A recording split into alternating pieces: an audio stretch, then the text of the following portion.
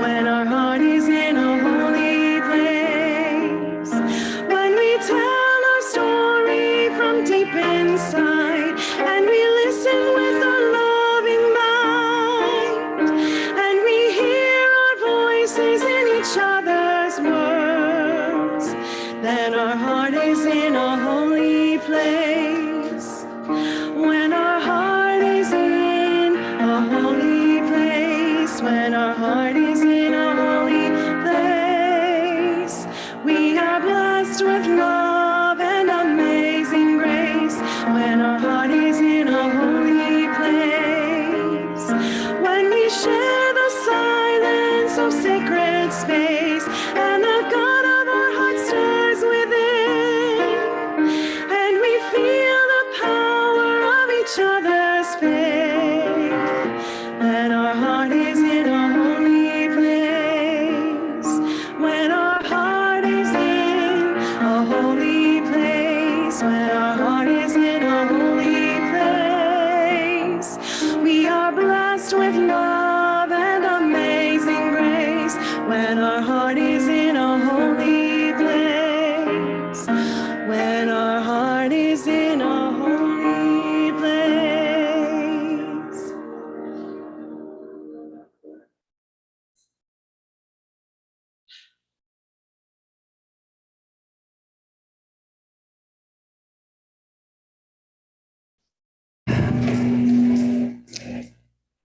Today is the 50th anniversary of the Supreme Court's decision in Roe versus Wade.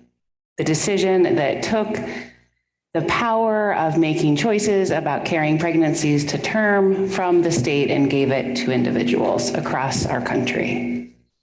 As Unitarian Universalists, we affirm that individuals are the highest moral decision makers in their lives, and individuals should get to make choices, moral choices about pregnancy, about parenthood, about everything else. And in the last year, we know that this has changed. Roe versus Wade has been overturned. And while things are okay in Michigan due to the hard work and the generous contributions of time and money to put the right to abortion in our state constitution, and the generous work in our community to fund a reproductive health fund, because a right is not a right if you cannot afford it. We know that even an hour away in Indiana, it is not the same.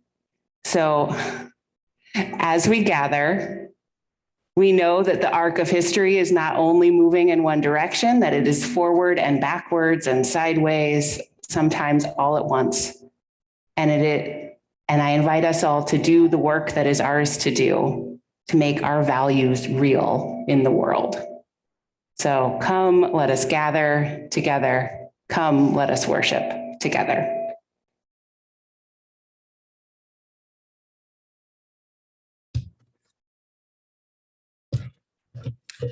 Welcome. Welcome to this opportunity to being together in community, which is a time of joy, comfort, and sometimes challenges. People's Unitarian Universalist Congregation is a place where we come to learn more about being human. We're not here because we've figured out life's lessons or questions, or because we think we've got it right. We come here to be more about being in relationship together, how to listen, how to forgive, how to be vulnerable, and how to create trust and compassion in one another. My name is Becky Moffett Moore. I'm from the Sunday Services Committee. I would like to extend a welcome to everyone gathered here and on Zoom. Though we are spread afar, whether you're new or regular at People's Church, you are welcome here.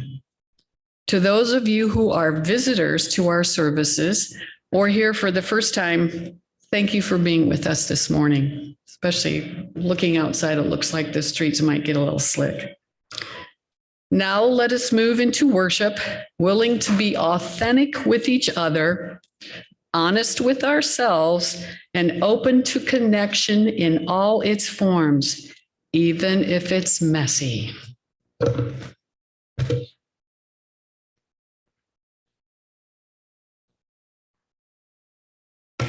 And as we begin, I have several announcements. The first is we have a few events happening after service today. The first is a orientation for the kindergarten and first grade edition of Our Whole Lives, which will be offered this spring. Our Whole Lives is our comprehensive lifespan sexuality education program. It is great. And we also are offering the Inquirers series, which is our series of classes for new members. So for all of those things, you get lunch. And you'll get that in the kitchen, go through this door, and this room is going to start smelling really good by the time the service ends because people are cooking up some delicious food. And the Inquirers series is in room 19, which is the room at the top of the stairs. And the OWL class is in room 9, which is the room directly behind us. There's childcare, there's lunch. I hope you can come if that speaks to you.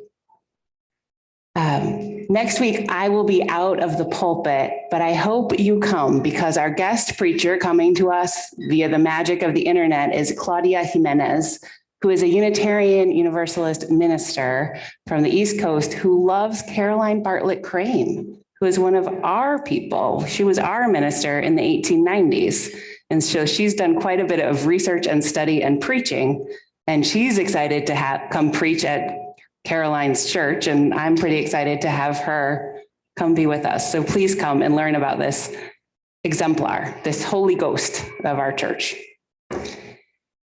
And if you've been walking down the hallway, you have started to see some signs are up for our church auction with items for sale. They're over here. So the auction goes live 2 weeks from right now. And I invite you to maybe look at if you're in the church building over the next few weeks, to look at the things as they go up, to start, getting your bidding strategy in place. And also there is still plenty of time to submit an item. So if you have a skill or a talent that someone else might pay for, I invite you to submit it. We have things ranging from printers to artwork to garden consultation from a master gardener to baked goods up there now. And I'm sure much more will come up over the next 2 weeks. Okay, that is all. It is time to sing.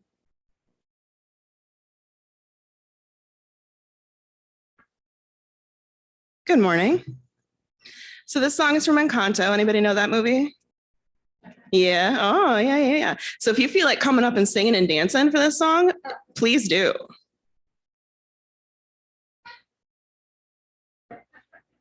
Yay.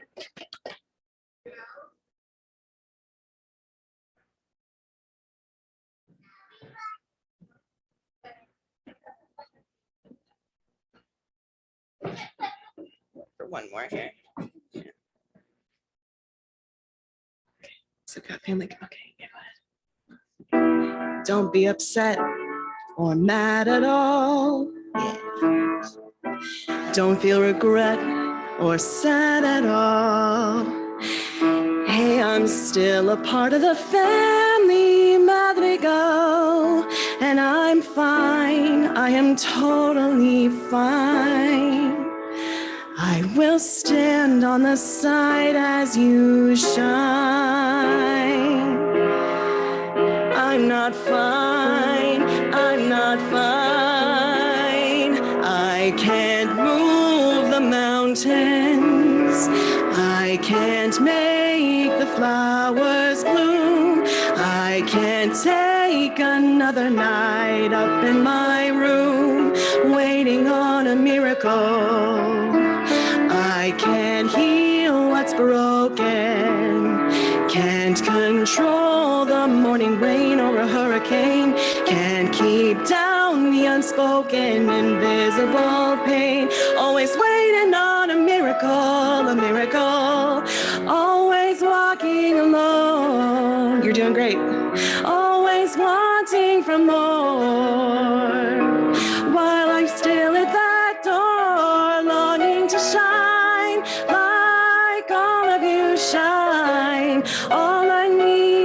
change. All I need is a chance.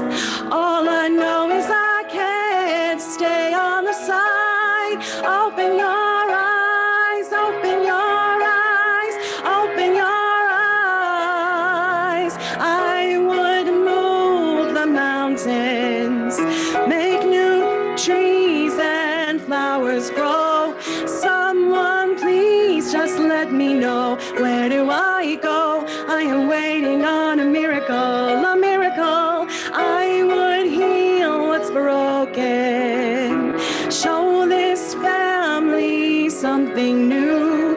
Who I am inside, so what can I do? I'm sick of waiting on a miracle, so here I go.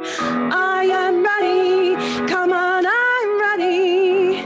I've been patient and steadfast and steady. Bless me now as you blessed us all those years ago when you gave us a miracle. Am I too late for a miracle?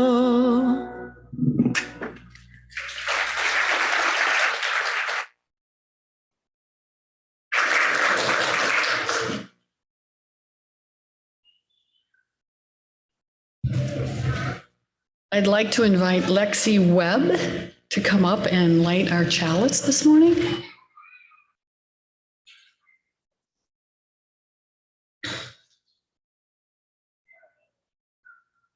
If you're lighting a chalice at home, you're encouraged to type in the chat box, "A chalice is lit," in your neighborhood, your city, your street.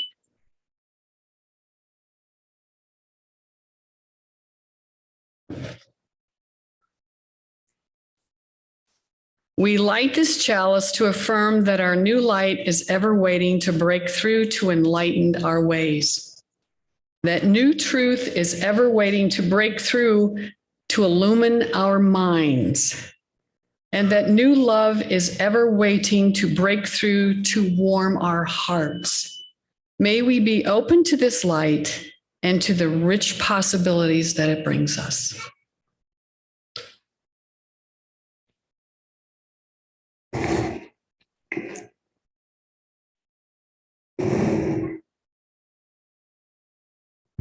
In addition to our chalice lit here at People's Church, we have a chalice lit on Cherry Street, a chalice lit on Munson Lake near Grand Junction, a chalice in Parkview Hills, a chalice lit in the historic South neighborhood downtown. I love that we can all be together in spirit even when we can't in body. Now I invite our children forward for a conversation.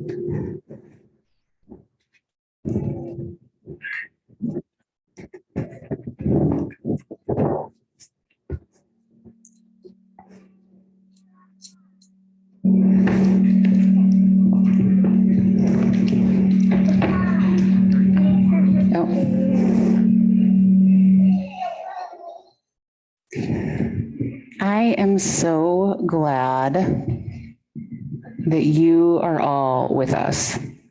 Oh.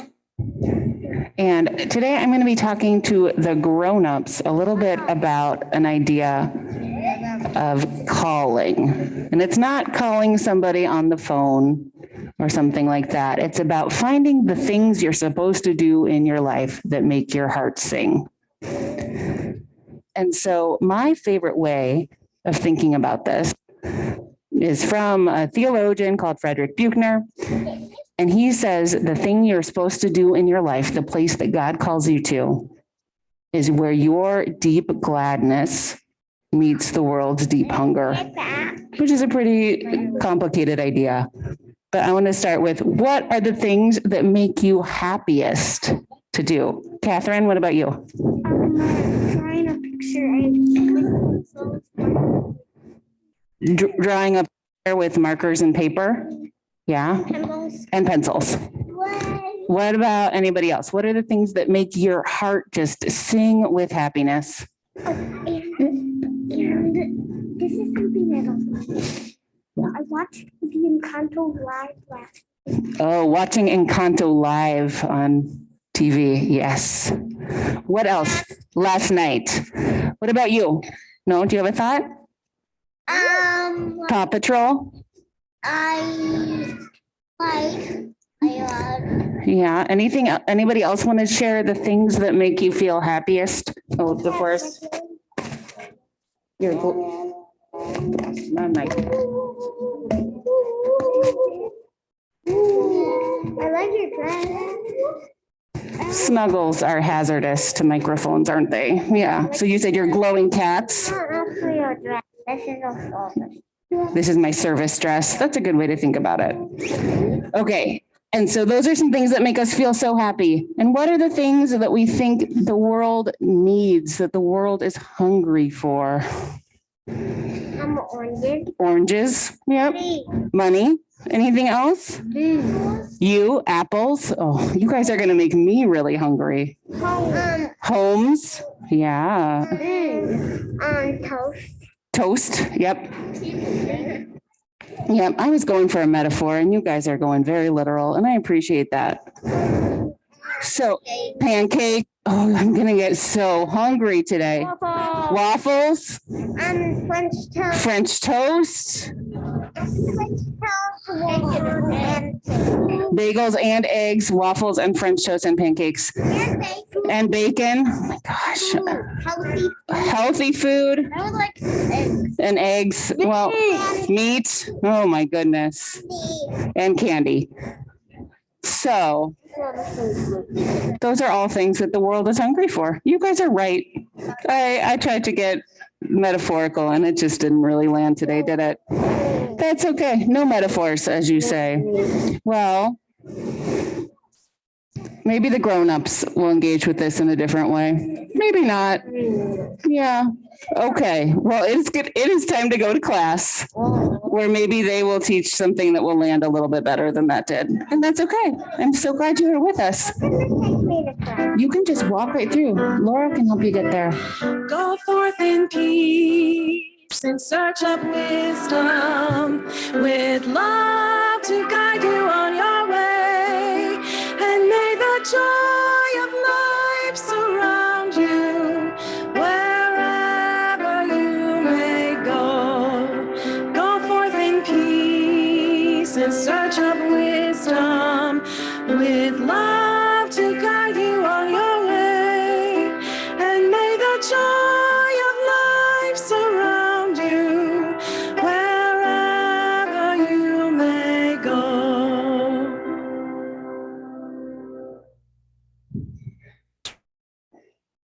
A few more chalices of note in our wider community, one in Texas Township and another in Parkview Hills. People's people are generous people in many, many ways. One piece of this generosity takes its shape in one of our endowed funds. At People's Church, we have an endowed fund called the Social Service and Outreach Fund. So donors have given to it over the years, and every year, a portion of it we get to spend and share beyond the walls of the church. It is designated not for church operations, but to do something out in the world that upholds our values. And it's about a few $1,000s every year. And your social justice coordinating committee and I decide how to spend it. And this week, the call came from Lincoln School, where we are one of their community and schools partners, that there was a family who had students at that school whose home burned down and they needed everything.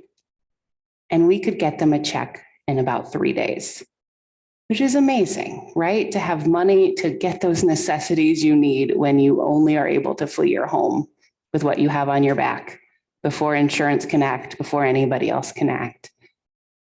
And so we don't, and I just think it is so generous that donors who most have since passed set up this fund because they trusted the people who would come after to know how to use it well and know how to make a difference.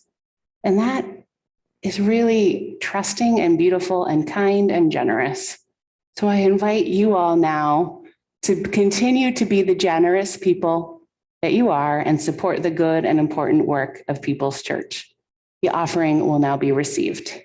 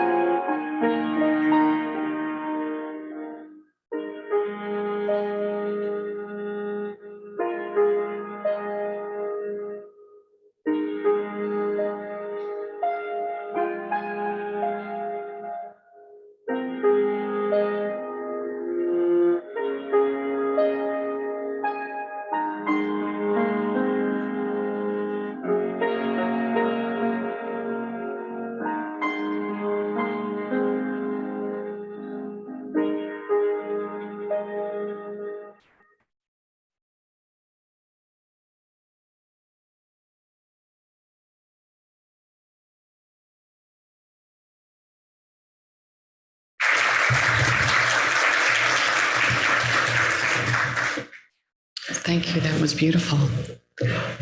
So please join me in giving thanks to all that sustains us. From the countless gifts we each have been given, gifts of life and love and sustenance, we bring these small portions to share in the works of love which none of us can accomplish alone.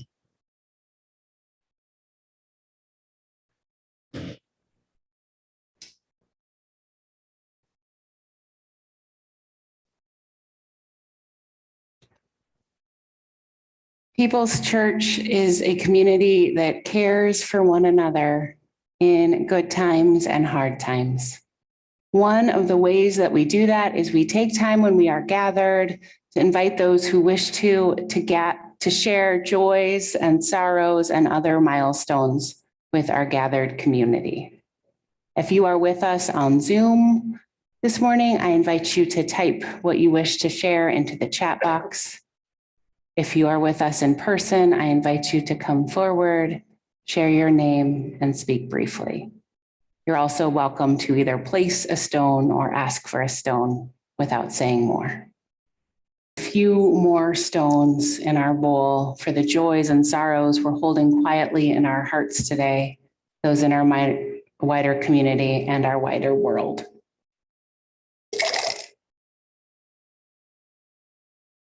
Sources of reason and radiance, sources of courage and compassion, keep watch with those who work or watch or weep this day. May the suffering be soothed. May the weary find rest. May the sick be tended. May the dying and those who love them find peace. And may the joyous be shielded. And may all of us know we are wrapped in a love that surrounds us always, a web that connects us to all that exists.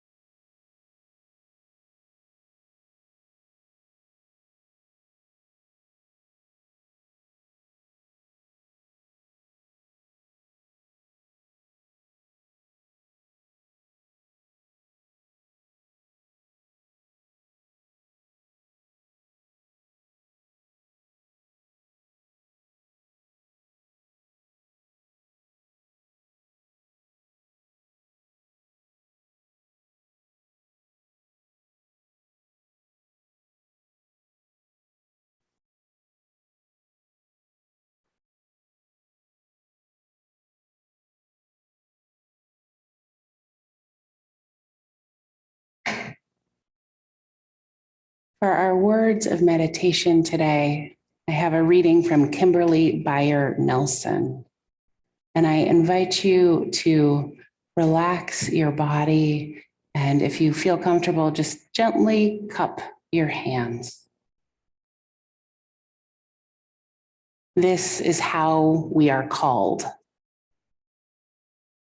In the hours before the birds stream airborne with chiming voice, a silent breath rests in the pines and upholds the surface of the lake as if it were a fragile bubble in the very hand of God. And I think this is how we are called, to cup our hands and hold this peace, even when the sirens begin, even when sorrow cries out, old and gnarled, even when words grow fangs and rend. Cupped hands, gently open, supporting peace, like the golden hollow of a singing bowl, like the towering rim of mountains cradling a slumbering and mist-draped valley.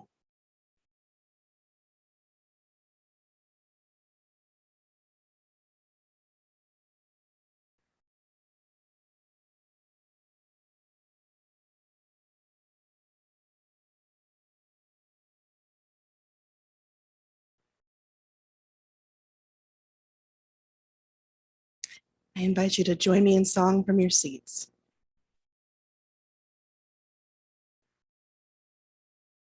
Join us.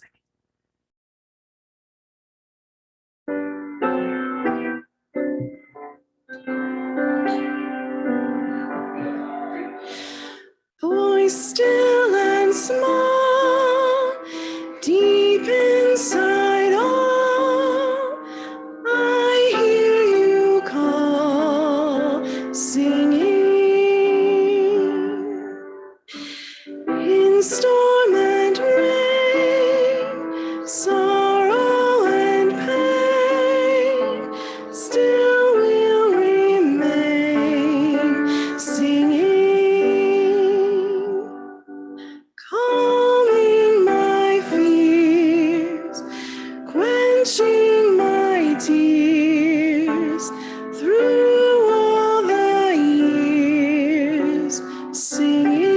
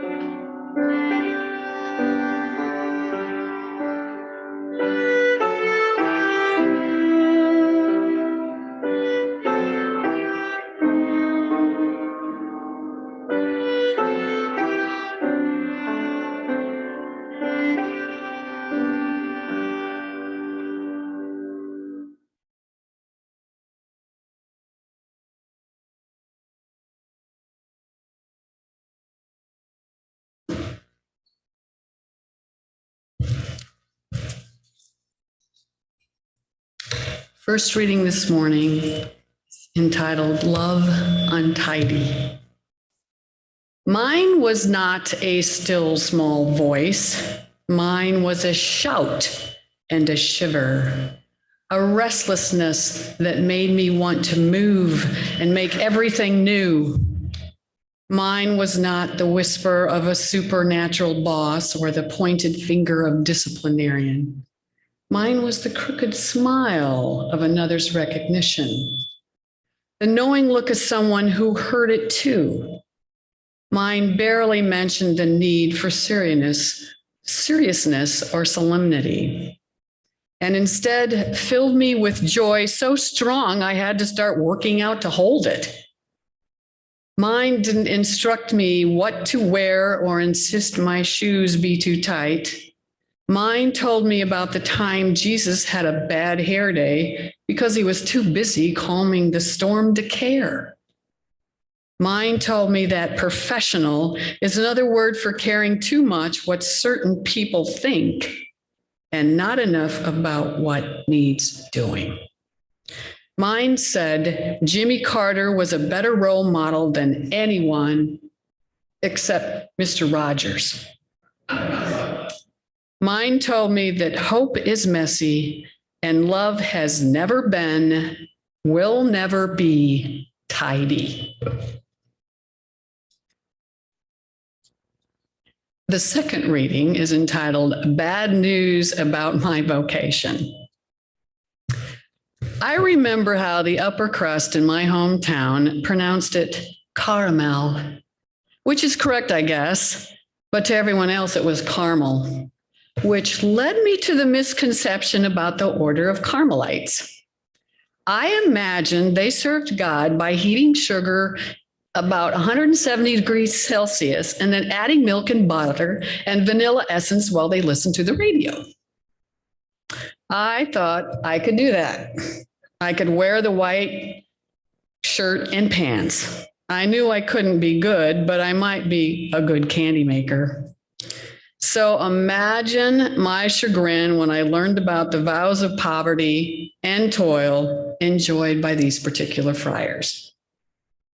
I also crossed off my list the marshmallowites and the apple pie-ites, two other orders I thought I was going to join.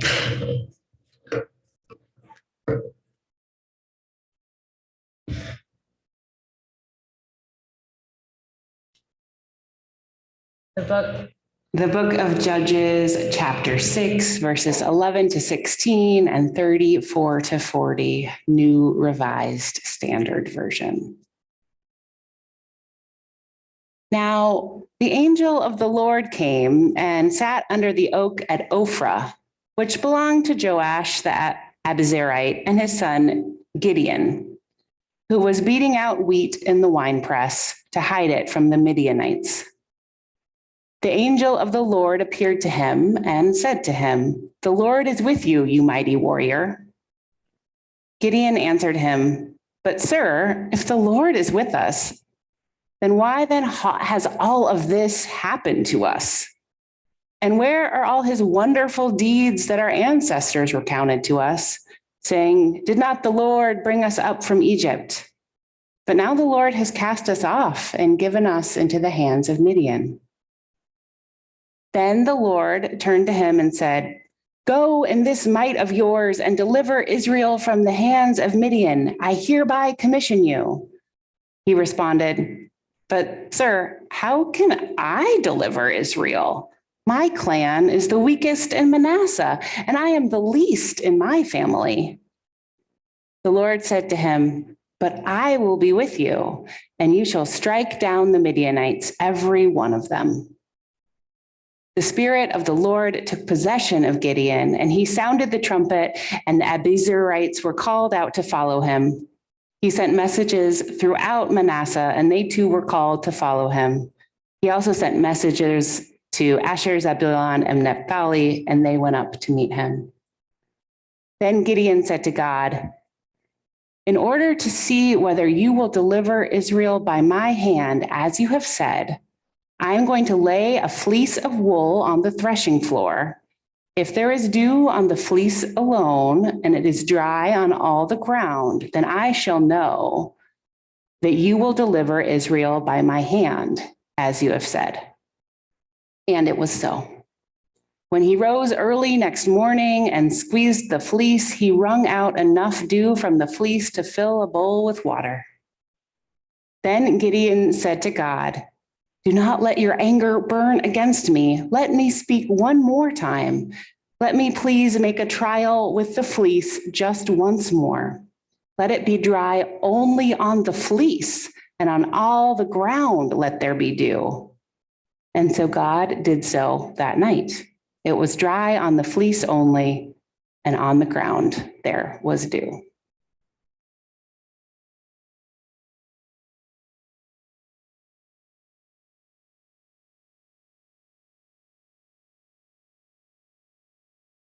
I invite you to rise and body your spirit to sing this next song together.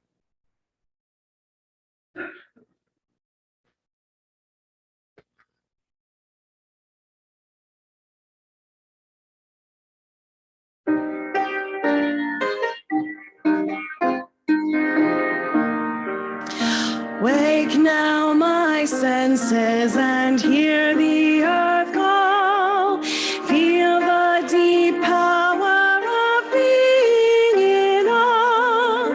Keep with the web of creation your vow. Giving, receiving as love shows us how. Wake now my reason, reach out to the new. Join with each pilgrim who quests for the true. Honor the beauty and wisdom of time.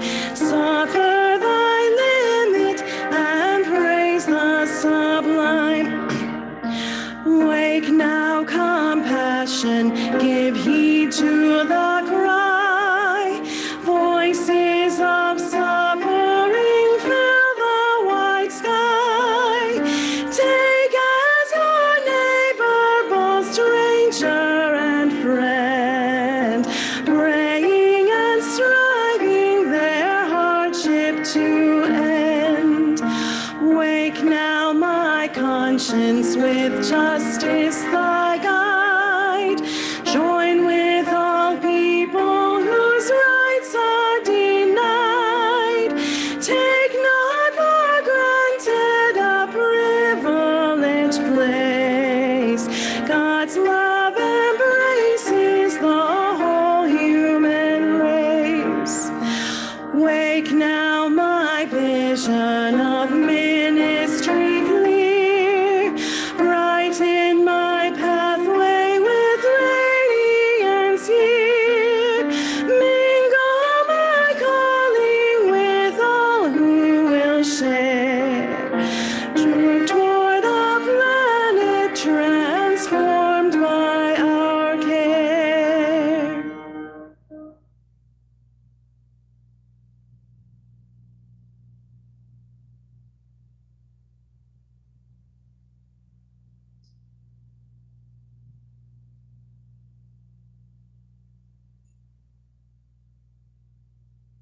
The miracle of the fleece, the story that I just read, is one of my favorite Bible stories. It is obscure, buried deep in the book of Judges, part of what I like to think of as the action movie section of the Bible. It's a few books that are a mythic history full of heroes and battles, defeats, victories, and so much drama. Samson is really the breakout star of the book of Judges, but Gideon is good too. And most folks who read the Christian and Jewish scriptures don't spend much time with this section with the book of Judges as a whole, or the miracle of the fleece in particular. It's not part of the lectionary, which is the text that most Christian preachers preach on in a 3-year cycle, or the Torah that Jewish communities read through annually. It's not in any children's Bible that I've ever seen. But I love this story. And I think it's worthy of our attention because I love what this story has to say about calling, about doubt, and about God. But first, let's return to the story. I know it's hard to parse the biblical language about what is actually even happening. So our story begins with the suffering of the Israelites. Gideon and his people are living under the oppression of another people called the Midianites.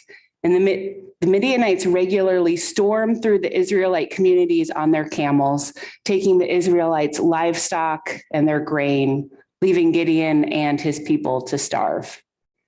So when we first meet Gideon, when the angel shows up to Gideon, he is threshing wheat in a wine press. And I don't expect us to know about wheat and wine presses. So here's a little historical context. Someone usually does not thresh wheat in a wine press. It's not what it's for, obviously. Threshing wheat is the process of beating the wheat, usually with a heavy stick or maybe a more sophisticated tool, to get the edible seed off the stem and out from a husk. And it's easiest to do outside, often on a hilltop or in some kind of windy place, because as you're hitting it, the wind will pick up the lightweight chaff and blow it away, and you separating the wheat from the chaff. But Gideon wasn't doing that, because doing this work out in where anyone could see might attract the attention of the Midianites, the bad guys in this story, who would come and take the wheat. So he is doing it in a wine press, which maybe you've done wine grape stomping or seen it on TV, but think of those big tubs that people stand in. And so if you're doing this work in a big tub, the wind, it can't help. And it's much, much harder. So that's where Gideon is as our story begins. And an angel of the Lord shows up and says, "The Lord is with you, mighty warrior." And Gideon responds with the ancient Hebrew equivalent of, "Yeah, right." He's here doing this hard job in an extra hard way. It does not feel like the Lord is with him. Gideon questions the angel. "If the Lord is with us, why am I threshing wheat in a wine press? If the Lord is with us, wouldn't we have enough to eat? And wouldn't those Midianites leave us alone?" And the angel doesn't really respond to that question. They just say, "God is with you and you will liberate your people." And Gideon, again, is doubtful. He says, more or less, "Why me? I'm average, maybe below average. My family is the weakest in my clan, and I am the weakest in my family. Are you sure you have the right guy?" God reassures him, and Gideon destroys some temples to foreign gods. I didn't put that part in our reading because it's a whole other story to get to tell you. And then God tells Gideon that he is commissioned to liberate his people. Gideon gathers tribes of people to follow him into battle, and then he hesitates. He's not sure that leading his people is what he is supposed to be doing. Why is he called to lead? It doesn't make sense to him that God would single him out for this special role. And because this all seems so unlikely, Gideon wants to check again to make sure he's understanding God's call correctly. If you have had the experience of getting halfway into something with your metaphorical troops all gathered together and thought, "Really? I'm supposed to do this? God or spirit or inner wisdom, are you sure?" Gideon might be your sort of hero. He's my sort of hero. So Gideon has an idea. He wants a sign. So he asks for a simple sign. He says, "God, I just want to make sure what you said before is true. So I'm going to lay a sheepskin, a fleece, on the floor here. And in the morning, if there's dew on the fleece, but not on the floor, I will know that I am to lead the troops into battle." This part of the story delights me because it is so ridiculous.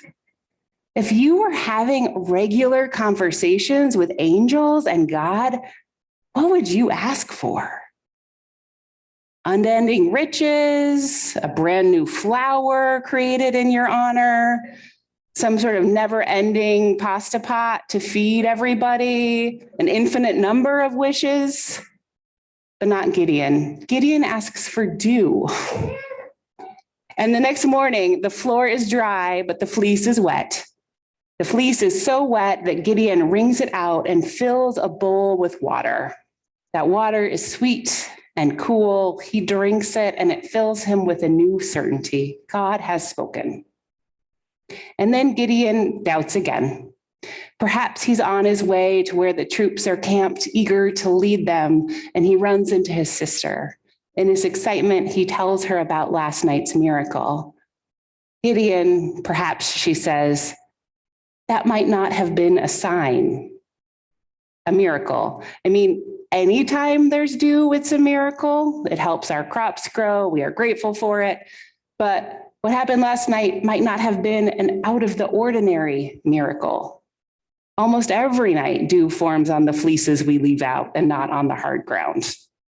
Fleece is better at absorbing water from the atmosphere than floors are. So Gideon is devastated.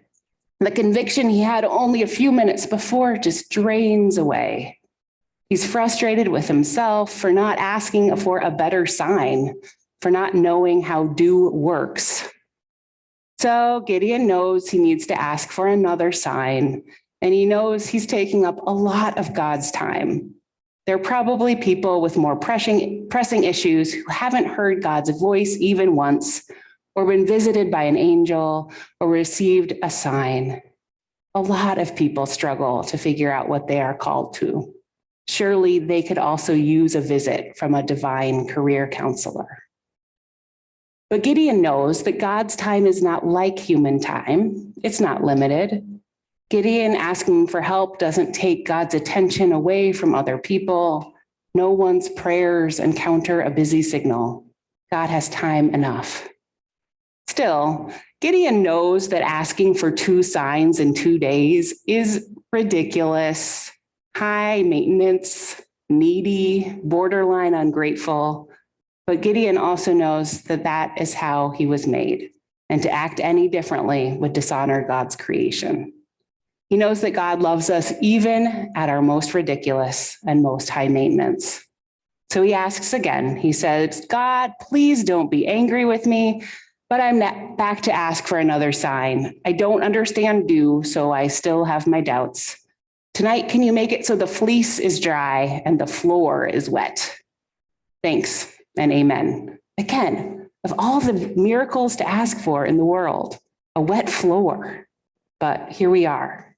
And when Gideon awakens the next morning, everything is just how he asked it to be.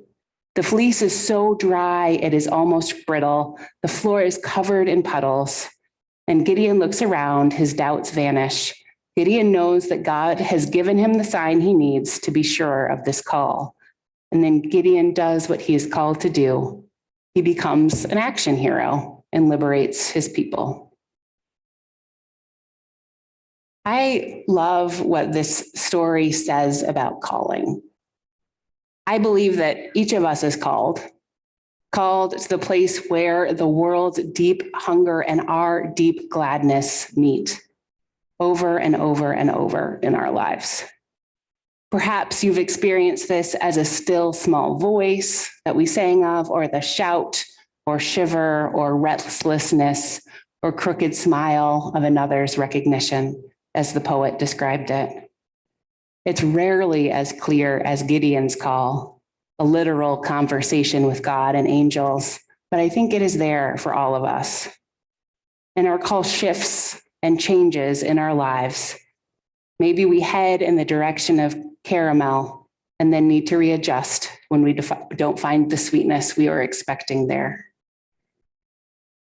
Often in our culture, almost always, we think of calling as being called to work. As a clergy person, I'm expected to have a call story, usually with some pyrotechnics involved.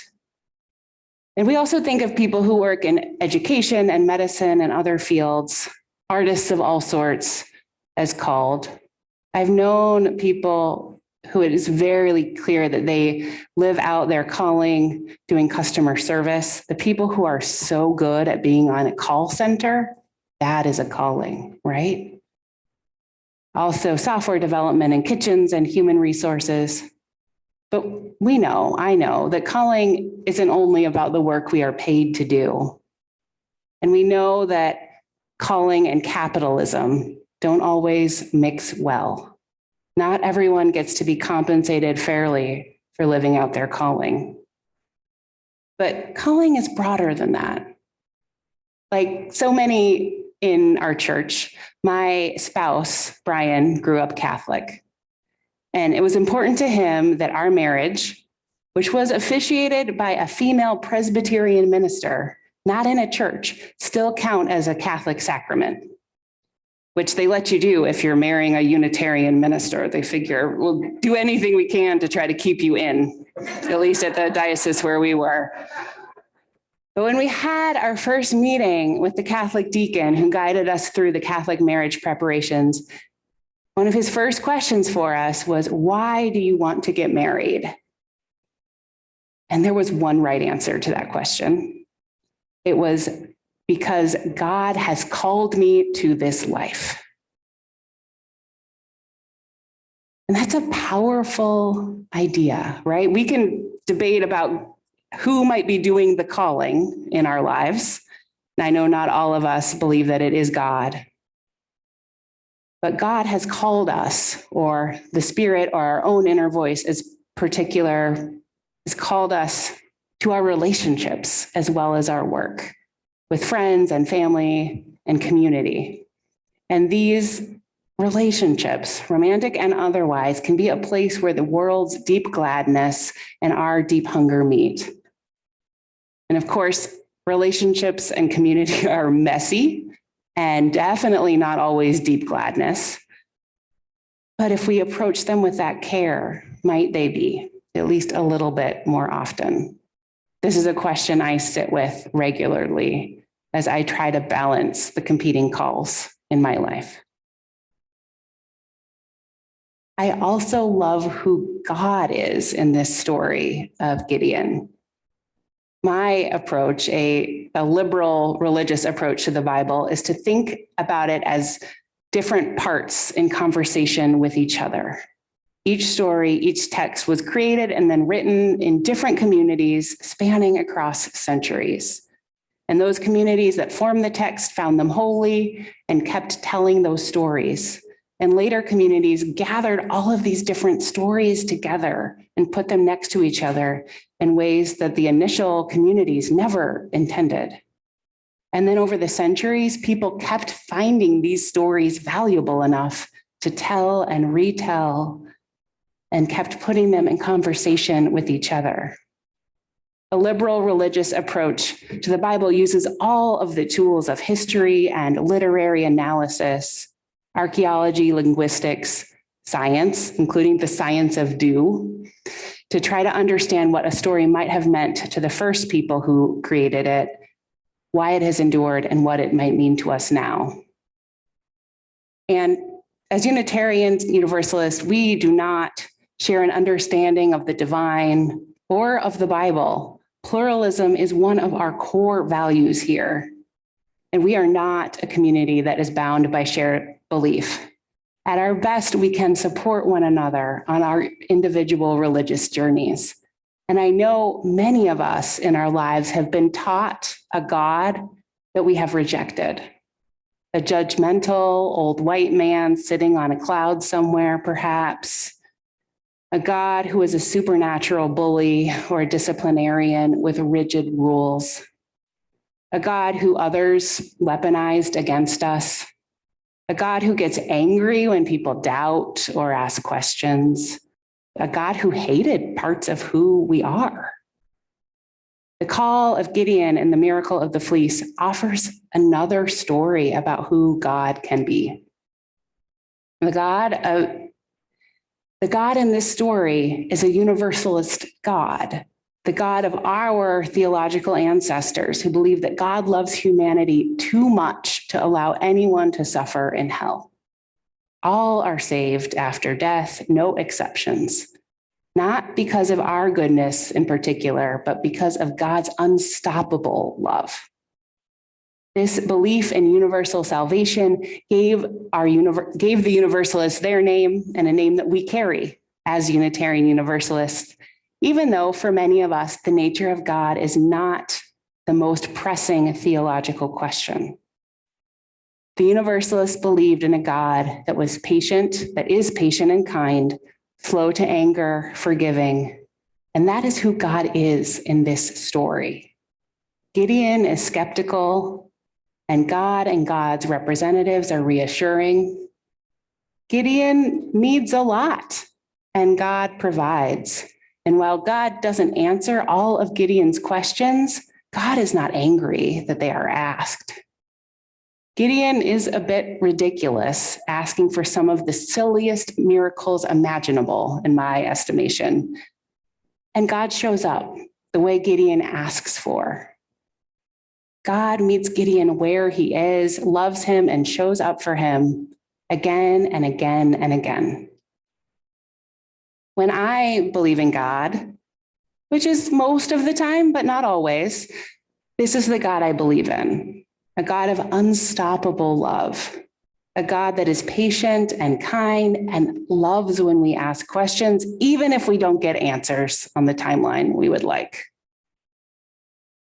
I know that this is the God that some of us, some others in this church believe in too.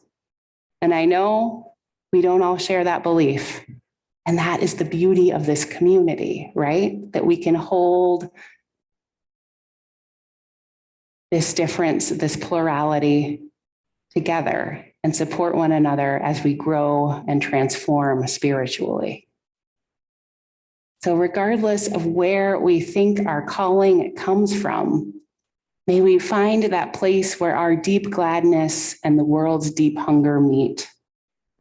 May we answer the calls that speak to us through still small voices, through other people's voices, and in so many other ways. And may we each know an abiding, patient love, divine or otherwise, that shows up for us, even when we are a bit ridiculous. And may we be that love in the lives of others. May it be so. May we make it so. And amen.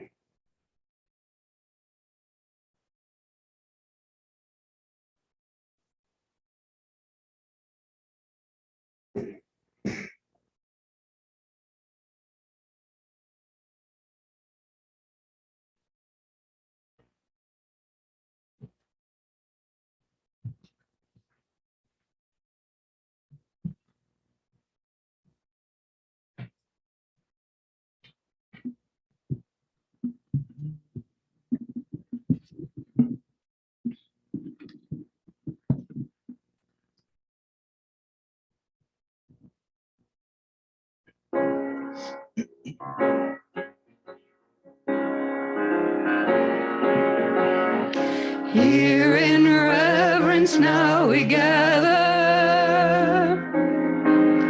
for the blessings we have known, with a pledge to one another that we journey not alone. Joy and sorrow make us wise, kin to all that lives and dies. Love calls us on, life calls us on.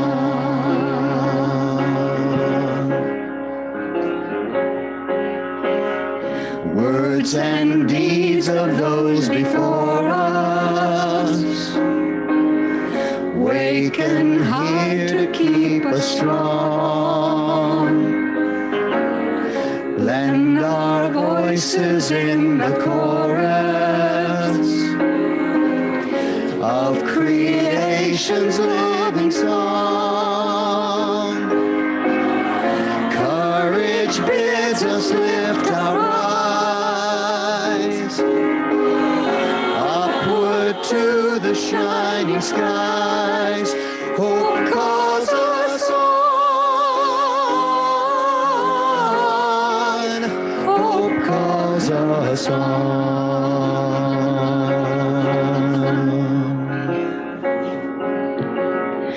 Loyal guides in love and duty lead us with a trusted light. Blessed are they whose inward beauty shows the path of truth and right. Honor is their earthly prize. By their work we realize faith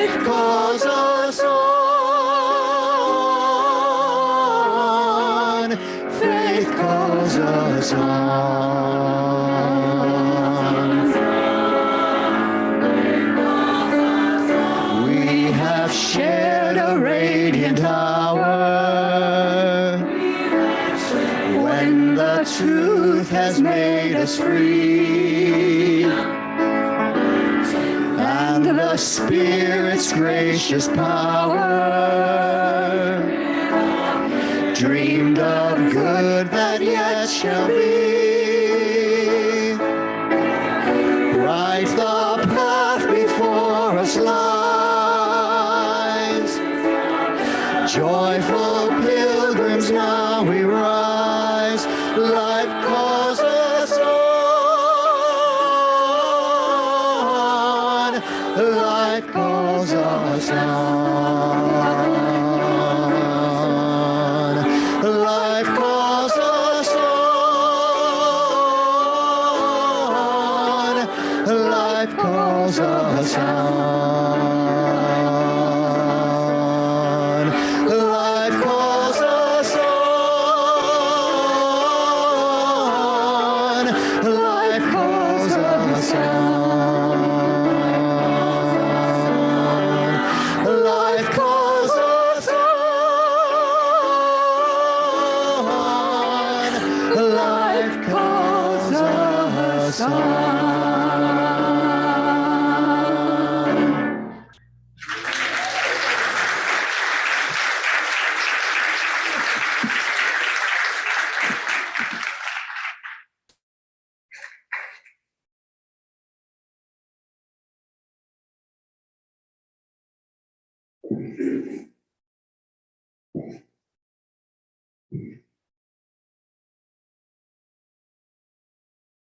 As we leave our gathering today with our hearts filled with that beautiful music, thank you, choir.